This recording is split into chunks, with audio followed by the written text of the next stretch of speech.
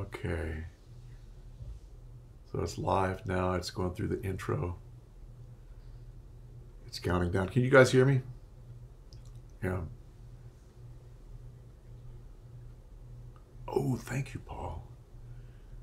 And now it's going to play.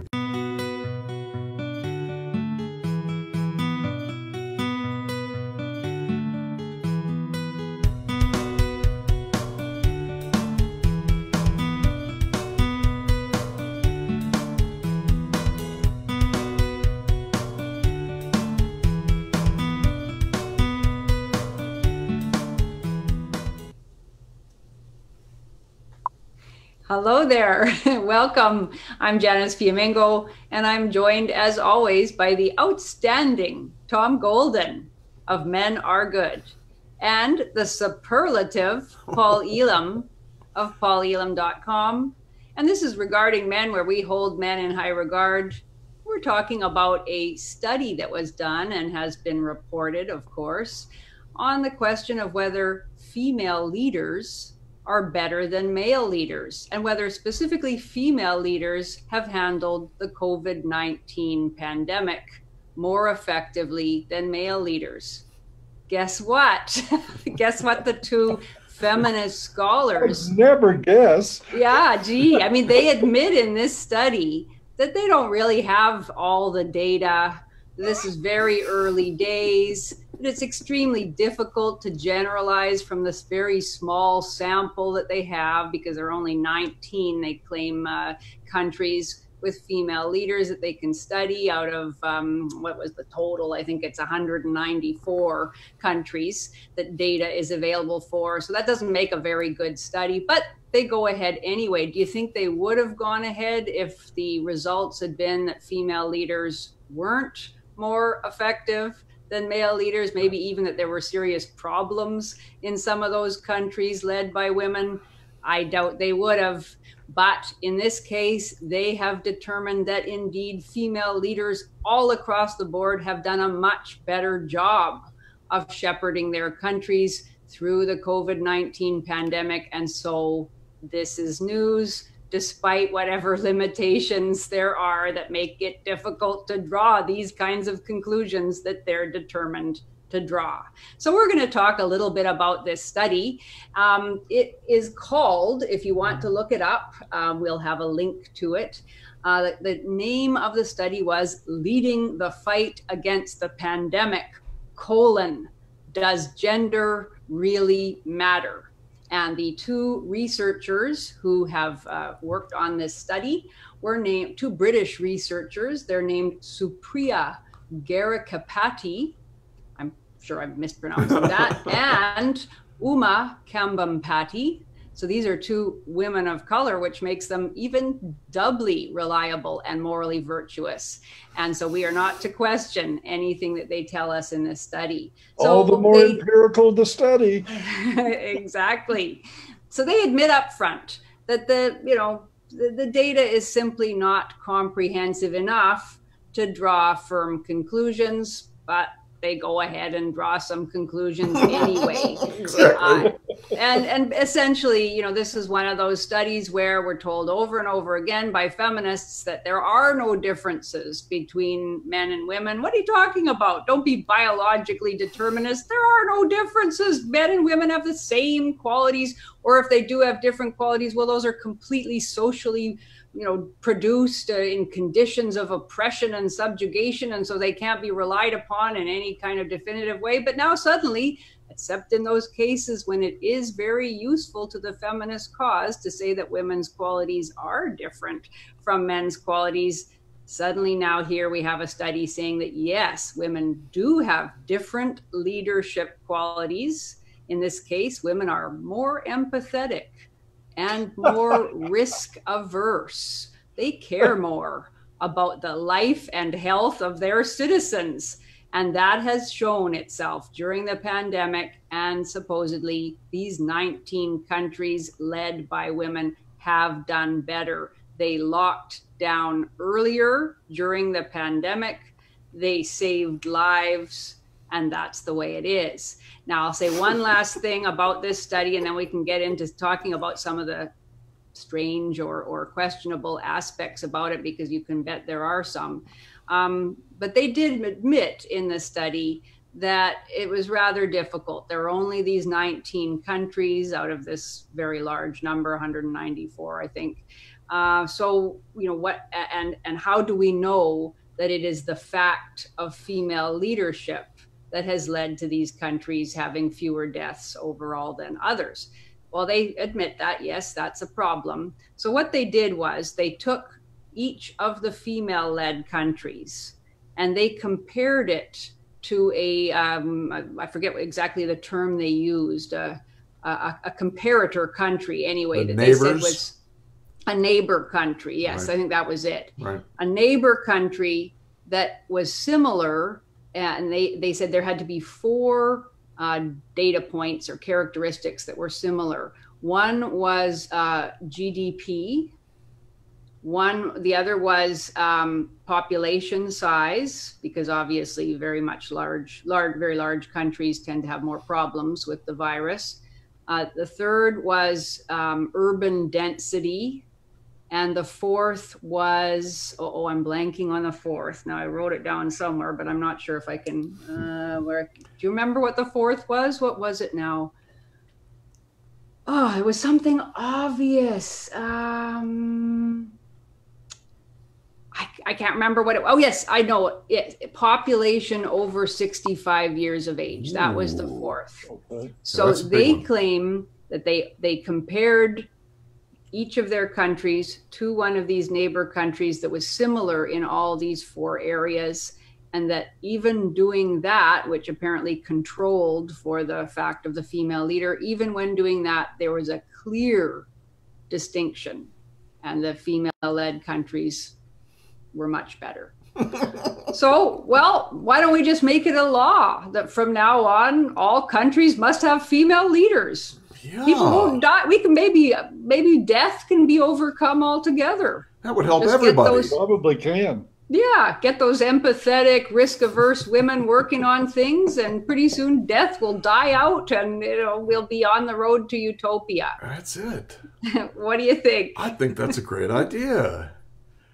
Well, that's what they've been telling us for a long time. I mean, this actually speaks to me to the greater picture of what I call the If Only Women Brigade. Right. Yeah. Has been with us for about 50 years, preaching the idea that if women ran X, Y, or Z instead of men running X, Y, or Z, it would turn out better. If women were leaders all over the world, we would have less wars. Mm-hmm. And of course, I did a little poking around on that particular canard and found that from 1480 to 1913 in Europe, that female heads of state, which there were plenty, sure were 27% more likely than their male counterparts to start a war. Wow.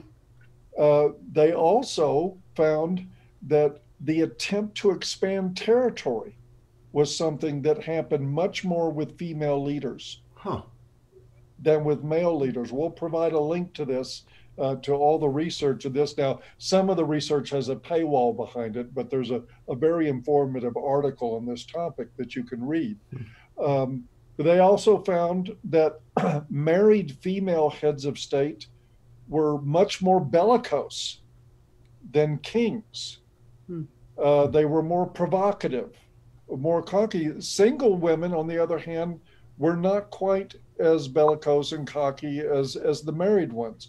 And as it turns out, they dig a little bit deeper into this. They find that these women who were writing checks with their mouths got their husbands to march into combat to cash them. This is what really going on. But this whole, and we also had this same canard about if women were more on more corporate boards, that we would have a more empathetic, compassionate,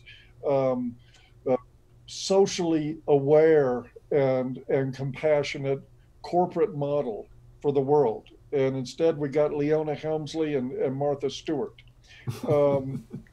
This is what we really get out of this. And this has been going on for 40 or 50 years. So to me, almost as soon as the virus started spreading around the world, I figured you could set your watch by how long it would take before a study came out showing that women handled it better. They already covered how women are more resistant to the virus than men. Mm-hmm. They're stronger than men.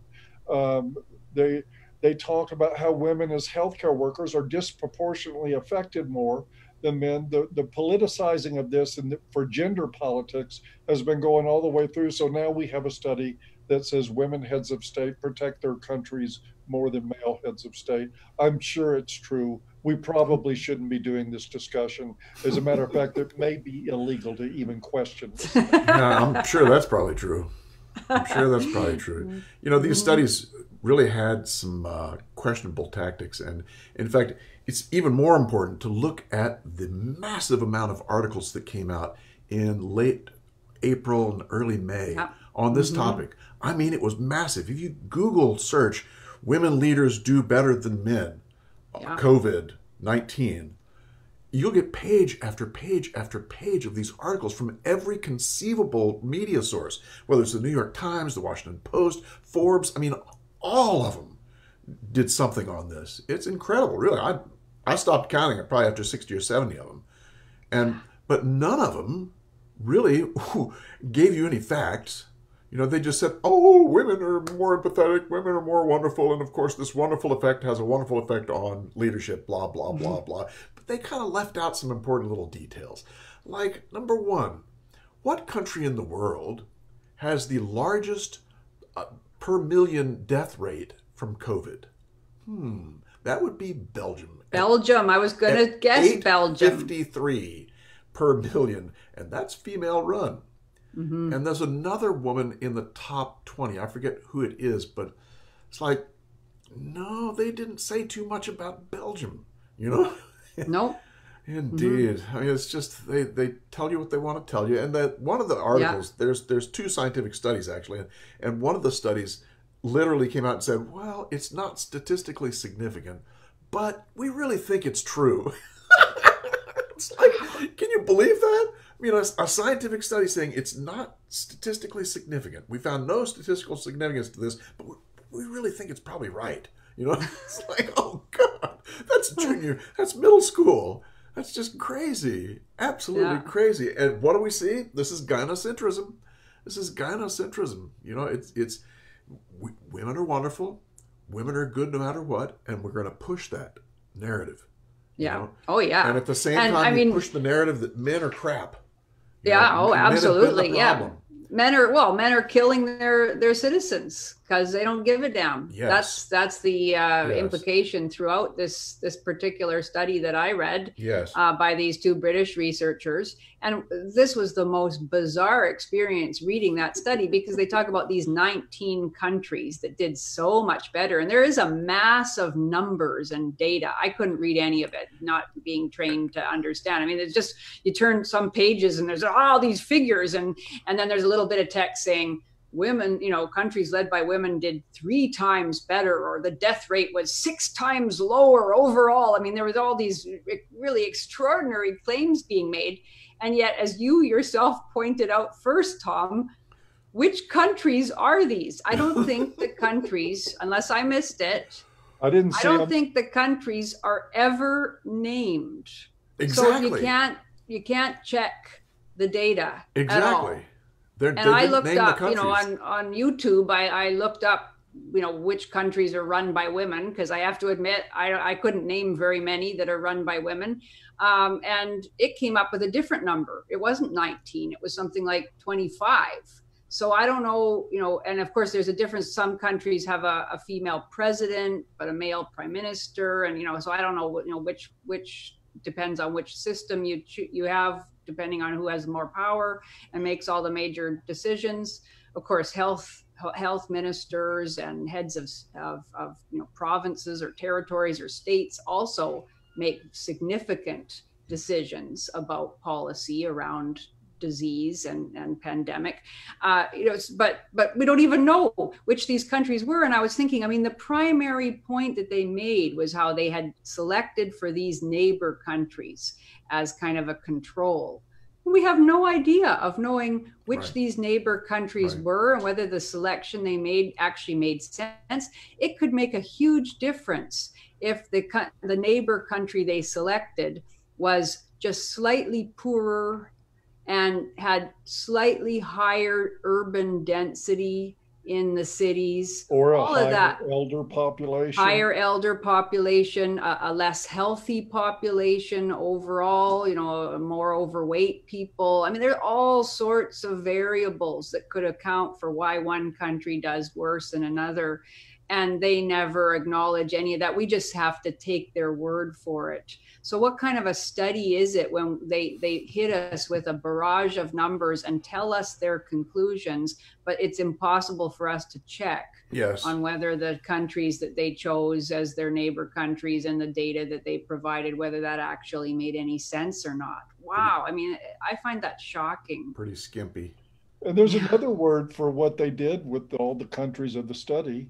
They hid them. It sure This seems is what like they it. did. Now, I can't claim that I read the whole study. I didn't, but I did go through it looking very earnestly for the countries involved. I wanted to see, who they were Right. and what was going on. Because just like Janice said, there's different systems of governance, and sometimes it's very difficult to tell who's setting policy exactly. So I just wanted to go in and confirm that. They don't want us to know. And Seems like anybody that. that would release a study and issue out these findings that they actually tell you are not verifiable can't be applied to the population at large, but they hid the information from us. It's This crazy. is all to create a headline that women are better than men. Yes. That's all this is about. Exactly. Sure seemed like it. Yeah. I mean, and like you were saying, Tom, I mean, there were so many articles about this from Oh. early days, like everything that Paul said. I mean, from the moment the pandemic became an issue, really, in early March, we started seeing its gender politicization. Oh, women were harder hit. What about all those women that were at home having to take on the burden of childcare? Remember all the articles that came out saying that? And women are on the front lines. And wow, we should be aware. Oh, men are dying way more, to double the rate. But who gives a damn about that? Still, look, women are at home having to deal with their children. Yeah. And so it is, and then immediately, like by April, when it was still really early days, there were all these statements about how female leaders were doing so much better. And so, this was a study with a conclusion already clearly determined. And I mean, I find it astounding. It is astounding. That this is allowed to pass and to be uncritically reported, and that presumably this was peer reviewed and it was accepted and seen as legitimate, when it is truly garbage. And as somebody pointed out, I mean, I wouldn't even have thought of this because I'm not good at any of this, but I posted this on Twitter, and somebody pointed out, like the vast majority of these countries that are studied on that, well, we don't even know who they are. I think they mentioned Germany under Angela Merkel. And then they mentioned Taiwan, but said they couldn't get the data for Taiwan because the WHO won't release it separate from China, which is kind of interesting. And their point was that if we had Taiwan, it would strengthen our study even more because Taiwan had done so well. And then I don't know if they mentioned any, I think of course they mentioned New Zealand, which is sort of the rah-rah Jacinda Ardern is just, she's eliminated COVID altogether. Isn't that amazing? Although it does keep breaking out again. But if we could just keep out those pesky human beings from this pristine island, it could be eliminated altogether. But, but somebody pointed out, like most of the countries that are run by women are tiny. We're talking like Trinidad and Tobago, right. And, little countries that often have population numbers that are actually smaller than many cities in other countries. So sure, you can find these neighbor countries that are run by male leaders, but it means that the vast majority of countries are still left out of the study altogether. And it really isn't possible to make any kinds of generalizations about this tiny, tiny sample size. And it is just amazing that they go ahead and do it with a straight face. And of course, they also say, well, it's early. You know, I mean, I forget, I think their data went up to, can you remember, was it May 15th? Or, yeah, I mean, it was May. pretty darned early. Yes. And they did admit, well, we don't even know how this pandemic is going to develop. We don't know what's going to happen throughout the rest of the summer and fall into the future. And it doesn't take a rocket scientist to know that COVID-19 isn't the only way possible to die. And of course, there are questions about how COVID-19 deaths have been counted as well. I mean, that's a big problem too. But even putting that aside and assuming that everything that has been counted as a COVID-19 death really was a COVID-19 death, you can die in all sorts of other ways. And the long-term effects of these paranoid lockdowns, where everything in the country was paralyzed, where the economies have been ground into the dust, where the recovery may take years. The results of that are going to be death and illness. We're going to have deaths of despair. We're going to have suicides as a result of job loss. Everybody knows there's a direct relationship between job loss and suicide, especially amongst men. We're going to have deaths from people's illnesses that weren't treated. I mean, my mother still can't get in to see her doctor, and she's got all sorts of health problems that really need somebody to look at. She can talk to him on the phone. You know, what good is that? There's going to be all sorts of fallout that probably will never be counted ultimately, and perhaps can't ever properly be counted. So the fact that all of these risk-averse leaders lock down their countries very early on, well, of course you're going to prevent the spread of disease if you have everybody hiding in their homes. I mean, we can have everybody keep hiding in their homes for the next 2 years, and indeed the virus will not spread. And meanwhile, the countries can actually collapse, and millions upon millions of people can die as a result of that. So to measure the problem in this particular way and to make these simplistic conclusions about how this is such a great victory for New Zealand and all these other countries that are female-led, and we're excessively cautious in response to this virus that now we think has an extremely low death rate of people who are healthy and under the age of 70 or so. To say that is a victory and should be emulated, and that it proves something about superior female leadership is really, well, I don't know, irresponsible, I guess, is maybe one way to put it. Indeed. Very I'd like to talk for a moment too about the whole concept of being risk averse, because I don't buy this at all. When you look at what I talked about earlier with the statistics on female heads of state having the propensity to go to war more so than men, they're not risk averse when somebody else is at risk. We have another word for that kind of risk aversion. It's called cowardice.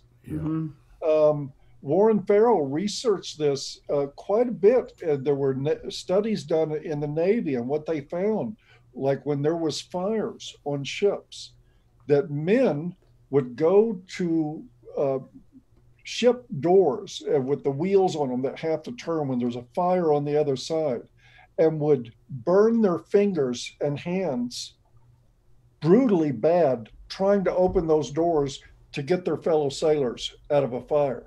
Women would not do it. Right. They would stand aside. So it's like they take this idea of being risk averse and try to make it sound like a healthy inclination in women. And certainly for survival, it is a healthy inclination, but it's not really just risk averse as we would classically define it. And what is the difference there, Paul, between being willing to burn yourself turning that wheel and not? What's going on with that? What do you think? Masculinity is the difference. I think so too. I think masculinity has a built-in system that says you think of the whole. You think of the group. Exactly. You think of the community. You think of your country.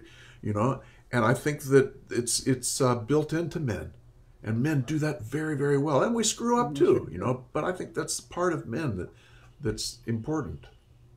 Yeah. Yeah, I'm with you on that. Yeah. The other thing is, I have to send a shout out to a feminist, Hilda Bastian. Oh my God. Yeah, how about that? Hilda Bastian was a feminist for Wired.com who wrote an article about all this. It's the only article I found that questioned some of this stuff.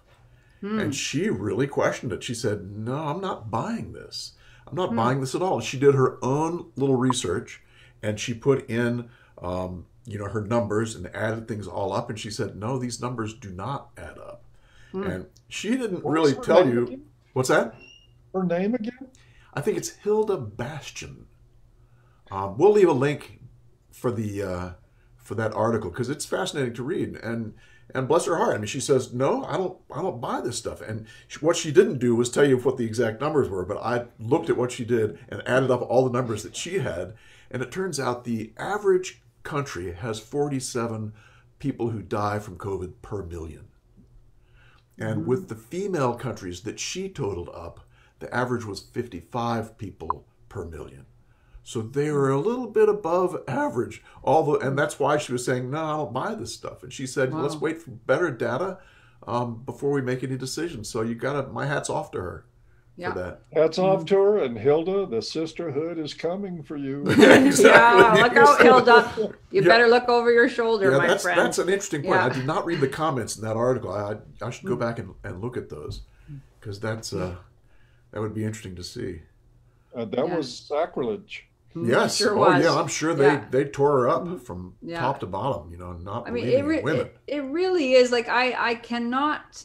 You know, we're so used to this now that it's not that surprising. Like you said, Paul, from the beginning, as soon as the thing started getting politicized, we weren't surprised to see all this stuff. Women hurt more. Women are better. Women can outlast the pandemic because their bodies are so much better. They got the 2X chromosomes and anything that could either build women up and say they're biologically superior. But at the same time, they're greater victims. We don't care about male deaths. Women are better leaders. All of that. Okay, we're used to it. Like this is just a general part of the culture now. And yet at the same time, when you stand back and think about it, I mean, what is the point of this kind of a study? I mean, I'm for truth. I'm even inconvenient truths, but it's clear that they do not have enough data to be able to draw reliable conclusions. And so why are they doing this at all? I mean, it is just a disgusting, immoral, female supremacist project. We know it's been going on for the last 30 years of the feminist revolution. And I mean, it's blatant desire to delegitimize masculine leadership. Exactly. And to say that women are simply better, at everything that matters. Yes. Is, it couldn't be clearer. And it doesn't matter whether the data is there. They're going to make the claim anyway, and damn the consequences. I don't know. It's flabbergasting. And this is just one little section of our culture. Yeah. That does this, and there's thousands of places where the same kind of attitude just pushes in, and to make it worse is the opposite is pushed even harder, and that is there's something wrong with these boys. They're going to turn into be men. There's something wrong with them. Boys grow up with hearing this crap, while girls are told, "Oh, you're wonderful." We're killing our own culture with gynocentrism. Yeah, we're literally killing our own culture. It's crazy. Yeah, it's absolutely insane. Yep. What a note to end. Perhaps at this point it deserves to die. Well, some people do think that. Some people do think that.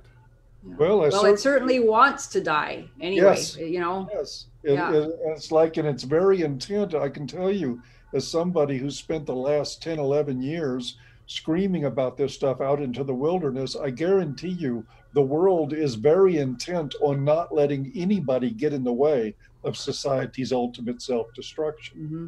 Yeah. Yes. Yeah. It's unfortunate, but it's real. Yeah. Yes. And we've had a number of really good comments that have come up, but I don't see any actual questions. So if people have any questions or you think we need to focus on something, let us know now before we stop, which will probably be pretty soon. coming Read up. us some of the comments, Tom. Oh gosh, there's lots. Yeah? Oh, good. Okay, yeah. well, I'll definitely look at them then. Ted Palmer says, folks must learn to fortify their immune systems with hormone D, vitamin C, zinc, etc. Right on, Ted. That's exactly right. Particularly the D part. Man, D is so critical. It's so critical. I mean, depression is linked with D and all kinds of crap. So eat your lots and lots of D too. Skip the RDA on vitamin D. D3. Yep. D2 is pure plant stuff. Way over the RDA of vitamin D. Yep. And most nutritionists will tell you that. Ted also says the plandemic, really, was funded by our corrupt government in the early 2019. Yes, I have to agree with that. Yeah, sounds like it. Reinhard Rosler, I'm not sure if I got the umlaut right. Angela Merkel was very caring about older people at first about herself. At the beginning of the pandemic, she vanished from public appearance for 2 or 3 weeks. Wonder where Angela went. In hiding with all those other countries run by women. Indeed. And please excuse my/our clumsiness with the messages and the comments. And we'll get better at this as we go along. Yes, we will. But Ted asks, how do we collectively upright our nation's capsized boat? Let's see if we can bring this is the $1 million question, isn't it? Indeed it I don't is. think you do. Yeah. I think one day it'll be a recovery operation. But upright the boat would imply that, for me, the people that are supposed to be fighting to stop the insanity are too cowardly and too corrupt to do it. They're sitting by. Our politicians on the so-called right in America are sitting by watching all this happen, maybe collecting their money for their deals behind the scenes, and they're taking care of themselves. But, it appears to me that the left, and that includes feminism, is taking over the country, and that nobody's going to stop them. But that is a good excuse as any to talk about the importance of regarding men. Because while we can't turn the boat back upright, we can't put toothpaste back in the tube that way. What we can do is create an intellectual refuge for men and women who don't want to subscribe to this insanity and who want to connect with like-minded people. And to that end, we took a look at some of the things that men go through when they take red pills. Most of us, almost all of us, experience periods of isolation, of anger, of feeling out of sync with the rest of the world, disconnected, even from our families. That's how deep this stuff runs. So what we do, Tom and I, for quite some time now, a couple of years, we've been running men's meetings through our Patreon accounts. Those have grown into very robust. As a matter of fact, my meeting is split into 2 meetings, and I think we're about ready to split into another one. But we're going to move all this operation to regarding men, and the goal is very ambitious. We want a couple of group meetings a day, 7 days a week, 365 days a year. That's what we want. And we are setting up the infrastructure to do just that, using Zoom and other technology that you'll find out more about in the days ahead. But as it turns out, as of this discussion, we're very close to launching this. I'd say within a couple of weeks, maybe 3 weeks at the most. And of course, I'll probably be made a liar, but that is the honest sort of prediction of what we're going to do 2 to 3 weeks from now. We're going to be launching this, and our job is to give everybody in the red pill community a place to connect, to meet, to feel normal and feel sane. The feedback that I get from my men's meetings, and I'm sure Tom gets the same, is that this is the place they go once a week to feel sane. Yep. To feel normal. And we want to provide that for women too. We have Janice Fiamingo here for that, to host women's meetings. And Tom and I will be hosting more men's meetings. And we are inviting people from Australia, from the UK, from other parts of the world, so that meetings can be set up in those time zones. And all of this is happening as we speak. We're very close to it coming out, and I can't wait for the launch. I know how much this means to the guys who participate in it, because I see it all the time. And we want that for everybody, you know? Absolutely. We want it. There is going to be membership fees. They're very low, like $5 to get in, but we are not turning away anybody because of money. If you can't afford it, you're going to be just as welcome as people who can. Make no mistake about that. But look forward to the next couple of times that Tom Janice and I do a Regarding Men discussion. We're going to have a lot more to say about this, and hopefully within a couple of weeks, we're going to be telling you, go there, sign up, and get started on these groups. Amen. And there'll be a lot more things on the site too, other than just the groups. You know, yes, there's a ton of stuff there. It's not just the groups. We're setting it up. We're going to have books on there, and you'll be able to read books if you're a member, and it's all kinds of microblogging and your own blogs and just all kinds of goodies. Red Pill Library. It's all happening. I'm very pumped about it. Me too. And I think you will too when you get in there and see what it's like. Good. So we are going to end by saying that men are good. We did it. Well, we did it in without the right a flaw. Try. Come on, let's screw it up one time. Yeah, come on. Determined that time. You can't do that correctly. I know, it sucks. Too easy. You guys are great. We're going to be doing this every Thursday at 6:15. So come on back and see us again. And thank you all. Please follow us on the Facebook page. And go ahead and go to regardingmen.com and sign up for the newsletter. Yeah, that's true too. That's true too. We'd love to have you there. All right. We'll see you then. With that, we wish you a good day. Thank you all. We'll see you. Bye-bye. Bye.